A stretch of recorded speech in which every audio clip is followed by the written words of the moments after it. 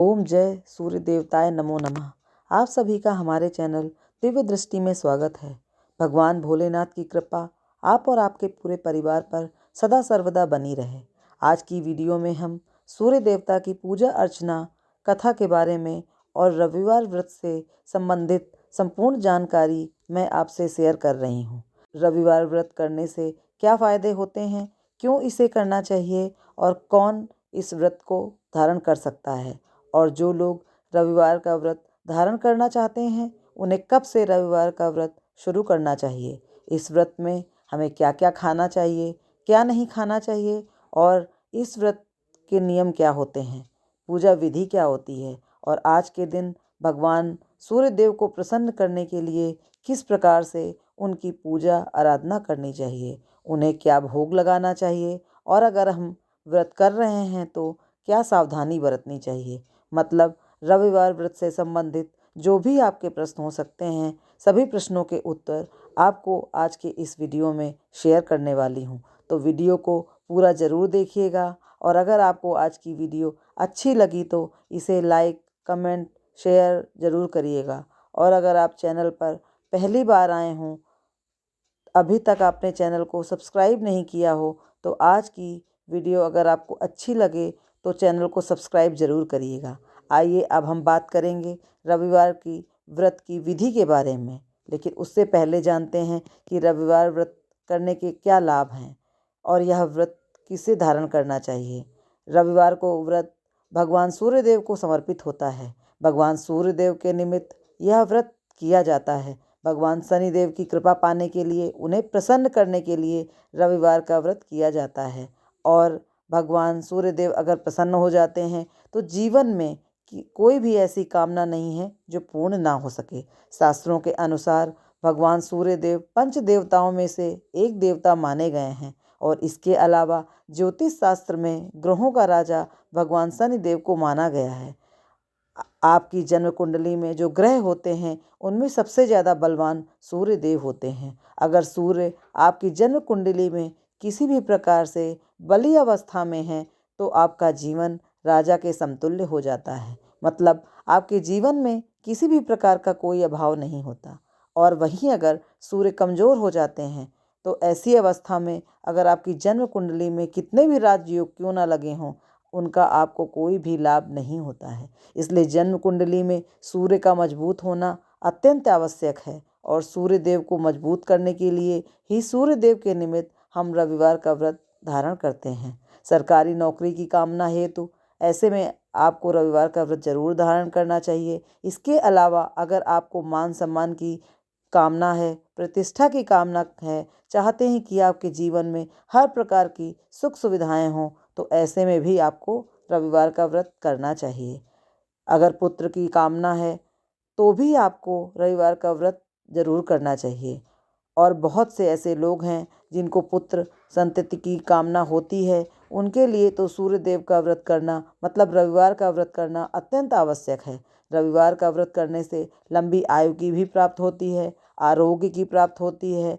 और रविवार का व्रत आपको तब भी करना चाहिए अगर आपके माता पिता के साथ आपके संबंध अच्छे नहीं हों, आपकी उनसे बनती नहीं है, ऐसे में भी आपको रविवार का व्रत करना जरूरी है। आपके पिता का स्वास्थ्य ठीक नहीं रहता है तब भी आप रविवार का व्रत धारण कर सकते हैं।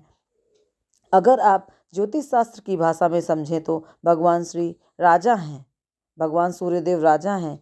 राजा के पास जाकर कौन सी ऐसी वस्तुएं हैं हमें जो मिल नहीं सकती, सब कुछ संभव हो जाता है। अगर भगवान सूर्यदेव हमेशा बली अवस्था में हों तो ऐसे में रविवार का कोई भी व्रत धारण कर सकता है। बच्चे भी धारण कर सकते हैं, बड़े भी कर सकते हैं, स्त्री कर सकती है, पुरुष भी कर सकता है। अपनी मनोकामना को पूरी करने के लिए रविवार के दिन हर कोई व्रत कर सकता है। अब बात करते हैं कब से हमको रविवार का व्रत शुरू करना चाहिए। शुक्ल पक्ष के किसी भी रविवार से आप इस व्रत को शुरू कर सकते हैं। अब बहुत से भक्त ये पूछते हैं शुक्ल पक्ष क्या होता है। अमावस्या के बाद जो भी रविवार आए उसी रविवार से व्रत शुरू कर सकते हैं। रविवार का व्रत कितनी संख्या में करना चाहिए? कम से कम 11 या 12 संख्या में रविवार का व्रत किया जाता है। मतलब अगर आप बहुत ज़्यादा नहीं कर पाते हैं तो कम से कम 12 रविवार का व्रत करना चाहिए। या इससे अधिक कर सकते हैं। अगर करना चाहें तो 30 भी कर सकते हैं। हम 1 वर्ष तक भी रविवार का व्रत कर सकते हैं। इसके अलावा बहुत अधिक करना चाहते हैं तो बहुत से लोग 12 वर्ष तक भी इस व्रत को करते हैं। तो भक्तों की श्रद्धा के अनुसार वह कम से कम जितने व्रत करना चाहे कर सकता है। और इस व्रत के नियम और पूजा की विधि के बारे में अब बात करेंगे। रविवार के दिन सूर्योदय से पूर्व बिस्तर से उठकर शौच व स्नान आदि से निवृत्त होकर स्वच्छ लाल रंग के वस्त्र पहनने चाहिए। तत्पश्चात घर के ही किसी पवित्र स्थान पर भगवान सूर्य की स्वर्ण निर्मित मूर्ति या चित्र स्थापित करें। इसके बाद विधि विधान से गंध पुष्प आदि से भगवान सूर्य का पूजन करना चाहिए। पूजन के बाद व्रत कथा सुनना चाहिए। व्रत कथा सुनने के बाद आरती करना चाहिए। उसके बाद सूर्य भगवान का स्मरण करते हुए ओम हांग हींग हों सः सूर्याय नमः इस मंत्र का उच्चारण 12 या 5 अथवा 3 माला का जाप करना चाहिए। जप के बाद शुद्ध जल, रक्त, चंदन, अक्षत, लाल पुष्प और दुर्वा से सूर्य को अर्घ्य देना चाहिए। सात्विक भोजन व फलाहार करना चाहिए। भोजन में गेहूं की रोटी, दलिया, दूध, दही, घी और चीनी खाना चाहिए। रविवार के दिन नमक नहीं खाना चाहिए। अब आइए बात करते हैं रविवार के व्रत की पौराणिक कथा के बारे में। प्राचीन काल में एक बुढ़िया रहती थी। वह नियमित रूप से रविवार का व्रत करती थी। रविवार के दिन सूर्योदय से पहले उठकर बुढ़िया स्नान आदि से निवृत्त होकर आंगन को गोबर से लीप कर स्वच्छ करती। उसके बाद सूर्य भगवान की पूजा करते हुए रविवार व्रत कथा सुनकर सूर्य भगवान का भोग लगाकर दिन में एक समय भोजन करती। सूर्य भगवान की अनुकंपा से बुढ़िया को किसी प्रकार की चिंता एवं कष्ट नहीं था। धीरे धीरे उसका घर धन धान्य से भर रहा था। उस बुढ़िया को सुखी होते देखकर उसकी पड़ोसन उससे जलने लगी। बुढ़िया ने कोई गाय नहीं पाल रखी थी, अतः वह अपनी पड़ोसन के आंगन में बंधी गाय का गोबर लाती थी। पड़ोसन ने कुछ सोचकर अपनी गाय को घर के भीतर बांध दिया। रविवार को गोबर न मिलने पर बुढ़िया अपना आंगन नहीं लीप सकी। आंगन न लीप पाने के कारण उस बुढ़िया ने सूर्य भगवान को भोग नहीं लगाया। उस दिन स्वयं भी भोजन नहीं किया।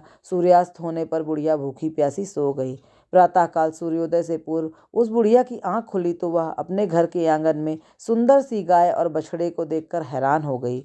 गाय को आंगन में बंधा देखकर उसने जल्दी से उसे चारा खिलाया। पड़ोसन ने उस बुढ़िया के आंगन में बंधी सुंदर गाय और बछड़े को देखा तो वह उससे और अधिक जलने लगी। तभी गाय ने सोने का गोबर किया। गोबर को देखते ही पड़ोसन की आंखें फट गईं। पड़ोसन ने उस बुढ़िया को आसपास न पाकर तुरंत उस गोबर को उठाया और अपने घर लेकर चली गई। अपनी गाय का गोबर वहां रख आई। सोने के गोबर से पड़ोसन कुछ ही दिनों में धनवान हो गई। गाय प्रतिदिन सूर्योदय से पूर्व सोने का गोबर किया करती थी और बुढ़िया के उठने से पहले पड़ोसन उस गोबर को उठा ले जाती थी। बहुत दिनों तक बुढ़िया को सोने के गोबर के बारे में कुछ पता ही नहीं चला। बुढ़िया पहले की तरह हर रविवार को भगवान सूर्यदेव का व्रत करती रही और कथा सुनती रही। लेकिन सूर्य भगवान को जब पड़ोसन की चालाकी का पता चला तो उन्होंने तेज आंधी चलाई। आंधी का प्रकोप देखकर बुढ़िया ने गाय को घर के भीतर बांध दिया। सुबह उठकर बुढ़िया ने सोने का गोबर देखा तो उसे बहुत आश्चर्य हुआ। उस दिन के बाद बुढ़िया गाय को घर के भीतर बांधने लगी। सोने के गोबर से बुढ़िया कुछ ही दिन में बहुत धनी हो गई। उस बुढ़िया के धनी होने से पड़ोसन बुरी तरह जल भुनकर राख हो गई और उसने अपने पति को समझा बुझाकर उसे नगर के राजा के पास भेज दिया। सुंदर गाय को देखकर राजा बहुत खुश हुआ। सुबह जब राजा ने सोने का गोबर देखा तो उसके आश्चर्य का ठिकाना न रहा। उधर सूर्य भगवान को भूखी प्यासी बुढ़िया को इस तरह प्रार्थना करते देख उस पर बहुत करुणा आई। उसी रात सूर्य भगवान ने राजा को स्वप्न में कहा, राजन, बुढ़िया की गाय व बछड़ा तुरंत लौटा दो, नहीं तो तुम पर विपत्तियों का पहाड़ टूट पड़ेगा, तुम्हारा महल नष्ट हो जाएगा। सूर्य भगवान के स्वप्न से बुरी तरह भयभीत हो गया राजा। उसने प्रातः उठते ही गाय और बछड़ा बुढ़िया को लौटा दिया। राजा ने बहुत सा धन देकर बुढ़िया से अपने गलती के लिए क्षमा मांगा। राजा ने पड़ोसन और उसके पति को उनकी इस दुष्टता के लिए दंड भी दिया। फिर राजा ने पूरे राज्य में घोषणा कराई कि सभी स्त्री पुरुष रविवार का व्रत किया करेंगे। रविवार का व्रत करने से सभी लोगों के घर में धन धान्य से भर जाएंगे। राजा के महल में चारों ओर खुशहाली छा गई। स्त्री पुरुष सभी सुखी होकर जीवन यापन करने लगे तथा सभी लोगों के शारीरिक कष्ट भी मिट गए। सूर्यदेव की आरती। जय जय जय रविदेव, जय जय जय जय रविदेव, जय जय जय जय रविदेव। रजनीपति मदहारी, शतदल जीवन दाता, सठपद मन मधुकारी, हे दिनमणि दाता।